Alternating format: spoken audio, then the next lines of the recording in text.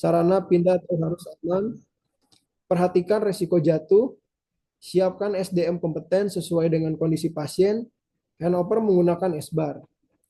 Untuk dokumentasi yaitu kondisi biopsikososio-spiritual pasien, nama lengkap dan tanda tangan yang menyampaikan, nama lengkap dan tanda tangan yang menerima, serta tanggal dan jam. Untuk komunikasi antar PPA melalui komunikasi dokumentasi, yang pertama lengkap sesuai dengan panduan yang relevan. Legalitas yang mengerjakan tanggal dan jam sesuai dengan kewenangan. Namun ada beberapa hal yang harus perlu kita perhatikan, yaitu tidak menggunakan singkatan yang tidak terstandar. Ya. Jadi jangan menggunakan bahasa-bahasa singkatan. Tulisan jelas dan dapat dibaca oleh semuanya. Adapun komunikasi dengan pasien yaitu memperkenalkan diri kita sebagai PPA, ketika kita bedside, ketika kita handover ya teman-teman tolong perkenalkan diri ya sebagai PPA-nya. Menyampaikan rencana asuhan yang akan dilaksanakan dalam SIP satu tersebut ya. Menyampaikan setiap prosedur atau intervensi yang akan diberikan kepada pasien dan libatkan pasien dan keluarga dalam proses asuhan. Menyampaikan perkembangan dan hasil asuhan, edukasi pasien dan keluarga, perlu kompetensi dan dokumentasi setiap asuhan. Nah, jadi ketika pada saat komunikasi dengan pasien ya, kita harus perkenalkan diri terlebih dahulu ya, rencana dan berikan edukasi terkait rencana asuhan yang akan dilakukan pada satu SIP tersebut, menyampaikan setiap prosedur yang akan disampaikan atau dilakukan kepada pasien ya, dan libatkan pasien dan keluarga dalam proses asuhan karena demi terciptanya kita tuh PCC ya, Patient Center Care. Dan jangan lupa dokumentasikan setiap asuhan yang telah kita lakukan ke pasien. Meningkatkan keamanan obat yang perlu diwaspadai atau high alert. SKP 3. Rumah sakit menerapkan proses untuk meningkatkan keamanan penggunaan obat yang memerlukan kewaspadaan tinggi, termasuk obat look alike, sound alike atau LASA. Obat yang perlu diwaspadai yaitu obat-obatan memiliki resiko yang menyebabkan cedera serius pada pasien jika digunakan dengan tidak tepat. Obat resiko tinggi yaitu obat yang dapat menimbulkan kematian atau kecacatan bila terjadi kesalahan, error dalam penggunaannya. Contoh insulin, heparin, dan sitostatika ya.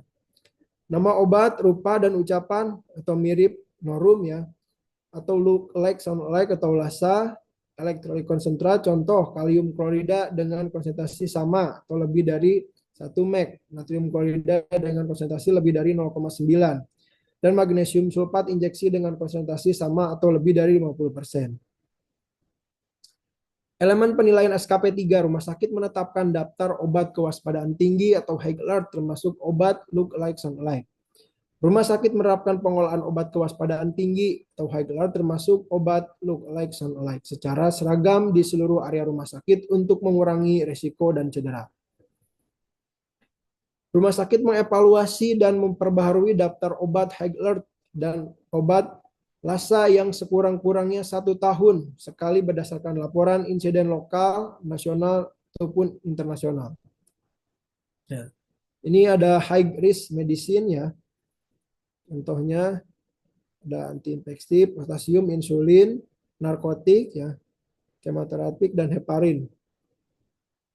Contoh kebijakan penyimpanan obat high alert di instalasi farmasi. Tempelkan stiker obat high alert pada setiap dos obat.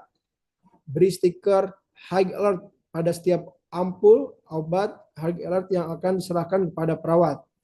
Pisahkan obat high alert dengan obat lain dalam kontainer rak tersendiri khusus ya. Simpan obat sitotastika secara terpisah dari obat yang lainnya. Simpan obat narkotika secara terpisah dalam lemari terkunci.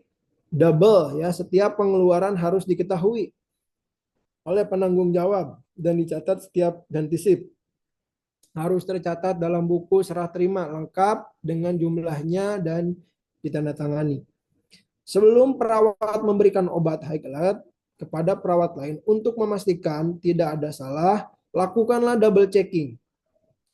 Obat high alert dapat diinfus, cek dulu kecepatan dan ketepatan pompa infus.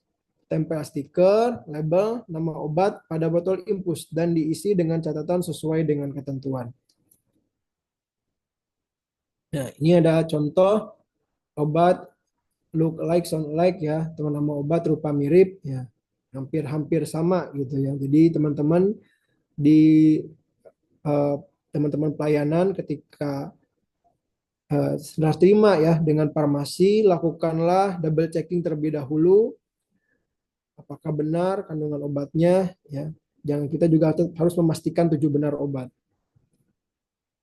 Nah, ini ada dosis bertingkat atau LASA ya. Standar SKP 3.1 rumah sakit menerapkan proses untuk meningkatkan keamanan penggunaan elektrolit konsentrat. Rumah sakit menerapkan proses penyimpanan elektrolit konsentrat dan elektrolit dengan konsentrasi tertentu hanya di instalasi farmasi, kecuali di unit pelayanan dengan pertimbangan klinis untuk mengurangi resiko cedera pada penggunaan elektrolit konsentrat. Elemen penilaian SKP 3.1 yaitu penyimpanan elektrolit konsentrat di luar instalasi farmasi diperbolehkan hanya dalam situasi klinis yang berisiko dengan kesehatan sebagai berikut. Staf yang dapat mengakses dan memberikan elektrolit konsentrat adalah staf yang kompeten dan terlatih. Disimpan terpisah dari obat lain, diberikan pelabelan secara jelas, lengkap dengan peringatan kewaspadaan. Selanjutnya, rumah sakit menetapkan dan menerapkan protokol koreksi hipokalemia, hiponatremia, dan hipopastemia. Elektrolit konsentrat itu ada contohnya ya. Bisa dibaca teman-teman, ada kalium postasium klorida ya, potasium fosfat. Nah, ini ada 7 sebenarnya, 7 benar pemberian obat harus sama-sama kita implementasikan bersama sebelum ketika nampak ke pasien atau misalkan sebelum pada saat kita serah terima obat dengan farmasi ya teman-teman di ruangan harus diimplementasikan terkait 7 benar pemberian obat. Yang ketujuhnya itu ada benar informasi ya, benar informasi. Jadi sebelum kita ke pasien harus diberikan informasi dulu obat apa yang disuntikan ya, dosisnya ya. Untuk standar SKP 4, rumah sakit menetapkan proses untuk melaksanakan verifikasi praoperasi, penandaan lokasi operasi, dan proses time out yang dilaksanakan saat sebelum tindakan pembedahan invasif dimulai, serta proses sign out yang dilakukan setelah tindakan selesai. Elemen penilaian SKP 4, rumah sakit telah melaksanakan proses verifikasi praoperasi dengan daftar tilik untuk memastikan benar pasien, benar tindakan, dan benar sisi. Rumah sakit telah menetapkan dan menerapkan tanda yang seragam, mudah dikenali, dan tidak bermakna ganda untuk mengidentifikasi sisi operasi atau invasif. Rumah sakit telah menerapkan penandaan sisi lokasi operasi atau tindakan invasif atau site marking ya, dilakukan oleh dokter operator, dokter asisten yang melakukan operasi atau tindakan invasif dengan melibatkan pasien bila memungkinkan. Rumah sakit telah menerapkan proses time out menggunakan surgical checklist atau surgical safety checklist dari WHO terkini pada tindakan operasi termasuk tindakan medis invasif. Ini tuh contoh dari surgical safety checklist, baik di side in, time out, side out ya teman-teman ya. Panduan side in sebelum induksi anestesi yaitu identifikasi pasien, prosedur, informed consent sudah dicek, sesi operasi sudah ditandai, mesin anestesi dan obat-obatan apa sudah lengkap, pulse oximeter terpasang dan berfungsi, adakah alergi ya, kemungkinan kesulitan jalan napas atau aspirasi, resiko kehilangan darah nggak dari 500 ml. Untuk penandaan lokasi operasi, penandaan sisi operasi dilakukan dengan melibatkan pasien serta dengan tanda yang memiliki segera dapat dikenali. Tanda tersebut harus digunakan secara konsisten di dalam rumah sakit yang harus dibuat oleh PPA yang akan melakukan tindakan. Harus dibuat pada saat terjaga dan sadar jika memungkinkan dan harus terlihat sampai pasien disiapkan. Penandaan sisi operasi hanya ditandai pada semua kasus yang memiliki dua sisi kiri dan kanan. Struktur multiple pada jaringan tangan, jari kaki, ataupun lesi. Dan multiple level atau tulang belakang. Penandaan lokasi operasi harus melibatkan pasien dan dilakukan dengan tanda tangan yang langsung dapat dikenali dan tidak bermakna ganda. Tanda X tidak digunakan sebagai penanda karena dapat diartikan sebagai bukan di sini. Atau salah sisi ya, serta dapat berpotensi menyebabkan kesalahan. Dalam penandaan lokasi operasi, tanda yang dibuat harus seragam dan konsisten digunakan di rumah sakit.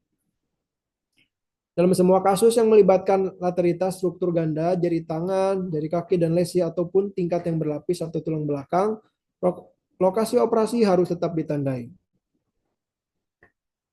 Sini contoh dari PMK 11 tahun 2017 tentang keselamatan pasien di Pasienkes, pasien disiapkan dan diselimuti lokasi operasi ditandai pada semua kasus, termasuk sisi lateralia, terstruktur multiple, baik jari tangan, jari kaki, ataupun lesi. Atau multiple lain tulang belakang yang dimaksud dari proses verifikasi dari praoperatif. Panduan timeout sebelum insisi kulit ya, timeout. Konfirmasi anggota tim, nama dan peran, konfirmasi nama pasien, prosedur dan lokasi insisi, antibiotik profilaksi sudah diberikan dalam 60 menit sebelumnya, antisipasi kejadian kritis, dokter bedah, apa langkah, berapa lama, ya. Dokter anestesi apa ada pasien septic corner, untuk perawatnya yaitu sterilitas atau instrumen atau imaging yang perlu sudah dipasang atau belum, ya, pada saat panduan time out. Panduan pasien sebelum meninggalkan kamar operasi atau sign out, perawat melakukan konfirmasi secara verbal bersama dengan dokter dan anestesi. Nama prosedur, instrumen, tes perban, jarum dihitung harus lengkap. Seperti spesimen telah diberi label dan diberikan identitas. Tidak ada masalah peralatan yang harus ditangani. Dokter kepada perawat dan anestesi yang harus diperhatikan dalam recovery dan manajemen pasien. Contoh checklist instrumen, kasa dan jarum ya. Kasa, misalkan sebelumnya ada berapa, sesudahnya ada berapa. Jangan sampai tidak tercatat ya. Adakah sisa atau enggak di sini. Kasa besar, kasa kecil. Ya, di sini untuk contoh checklistnya. Untuk standar SKP 5, rumah sakit menerapkan kebersihan tangan atau hand hygiene untuk menurunkan risiko infeksi terkait layanan kesehatan. Rumah sakit telah menerapkan kebersihan tangan atau hand hygiene yang mengacu pada standar WHO terkini. Terdapat proses evaluasi terhadap pelaksanaan program kebersihan tangan di rumah sakit, serta upaya perbaikan yang dilakukan untuk meningkatkan pelaksanaan program. Untuk angka infeksi, pelayanan kesehatan yang harus dikumpulkan yaitu infeksi saluran kemih terkait penggunaan kateter, infeksi luka operasi atau daerah operasi, infeksi saluran pernapasan terkait penggunaan ventilator, infeksi aliran darah primer terkait pemasangan CPP ya, infeksi aliran darah perifer. Penggunaan jembatan kedelai ya untuk memudahkan kita mengingat urutan 6 area dalam hand wash atau hand rub ya. Tepung, selaci, puput. Ya, mungkin teman-teman ini bisa merefresh kembali ya terkait hand hygiene. Tepung, selaci, puput. Telapak tangan, punggung tangan, sela-sela jari, punggung jari-jari, gerakan kunci, sekeliling ibu jari putar-putar, kuku dan ujung jari putar-putar. Lama cuci tangan yaitu dengan hand rub 20-30 detik, hand wash 40-60 detik. Mungkin nanti teman-teman bisa dipraktekkan di unitnya masing-masing ya terkait hand hygiene. Untuk pipe moment ya ini kadang teman-teman di lapangan pada saat sebelum itu jarang dilaksanakan ya. Mungkin dikatakan masih bersih gitu ya. Padahal di sini ya kita sebelum kontak ke pasien itu harus dilakukan ya. Harus cuci tangan atau hand hygiene. Pipe moment. Untuk standar SKP, rumah sakit menerapkan proses untuk mengurangi angka risiko cedera akibat pasien jatuh. Rumah sakit telah melaksanakan screening pasien rawat jalan pada kondisi diagnosis, situasi, atau lokasi yang dapat menyebabkan pasien berisiko jatuh. Dengan menggunakan alat bantu metode screening yang ditetapkan rumah sakit. Tindakan atau intervensi yang dilakukan untuk mengurangi risiko jatuh pada pasien jika hasil screening menunjukkan adanya risiko jatuh dan hasil screening serta intervensi didokumentasikan. Pak, punten mengingatkan waktu 1 menit lagi. Ya, gimana?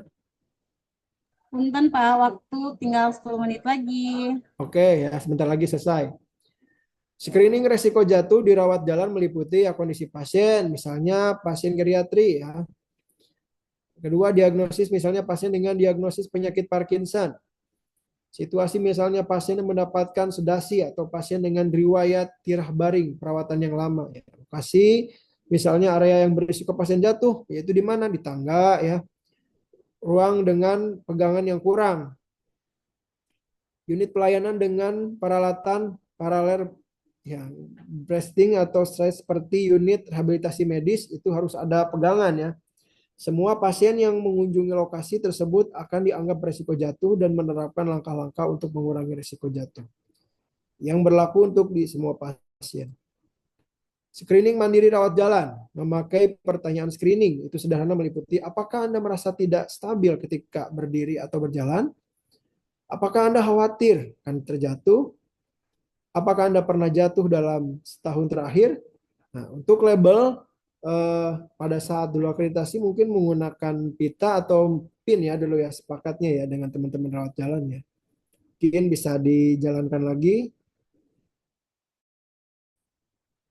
Rumah sakit dapat menentukan proses rawat jalan yang mana yang akan dilakukan screening resiko jatuh. Misalnya, semua pasien di unit rehabilitasi medis, ya, semua pasien untuk di rehab medis ya saat ini belum terlihat yang menggunakan asesmen atau dipilih ya terkait penggunaan resiko jatuhnya menggunakan apa nih tandanya apakah sama dengan dirawat jalan. Semua pasien dalam perawatan lama tirah baring lama datang dengan ambulans untuk pemeriksaan rawat jalan. Pasien dijadwalkan untuk operasi rawat jalan. Pasien dengan gangguan keseimbangan, pasien dengan gangguan penglihatan. Ya, sekarang untuk dirawat inap, rumah sakit telah melakukan pengkajian risiko jatuh. Ya, pada semua pasien rawat inap, rumah sakit telah melaksanakan pengkajian ulang risiko jatuh pada semua pasien rawat inap. Tindakan intervensi untuk mengurangi risiko jatuh pada pasien rawat inap. Contoh, alur risiko jatuh pasien rawat inap. Pasien masuk triase ya di IGD. Dilakukan asesmen awal risiko jatuh. Pasang gelang penanda risiko jatuh IGD. Diedukasi akan masuk rawat inap. Dilakukan asesmen lanjutan oleh perawat-rawat inap. Apakah masuk ke risiko rendah, risiko sedang atau risiko tinggi? Ketika misalkan pasien melakukan terdapat risiko sedang, dilakukan intervensi edukasi. Setelah itu asesmen ulang risiko jatuh rawat inap, apakah mendapatkan istilah lagi atau tidak. Ketika pasien terdapat risiko tinggi atau risiko rendah, dilakukan intervensi dan diedukasi lanjutan, teman-teman. Untuk pasien-pasien dengan asesmen ulang risiko jatuh di rawat inap, kapan kita sebagai perawat melakukan asesmen ulang risiko jatuh? Contoh, pada saat kondisi pasien sedang mengalami penurunan kondisi, ya, pada saat pasien kita ditransfer, contoh dari ICU, misalkan masuk ke rawat inap, itu wajib dilakukan kembali asesmen awal risiko atau asesmen ulang risiko jatuh. Ya.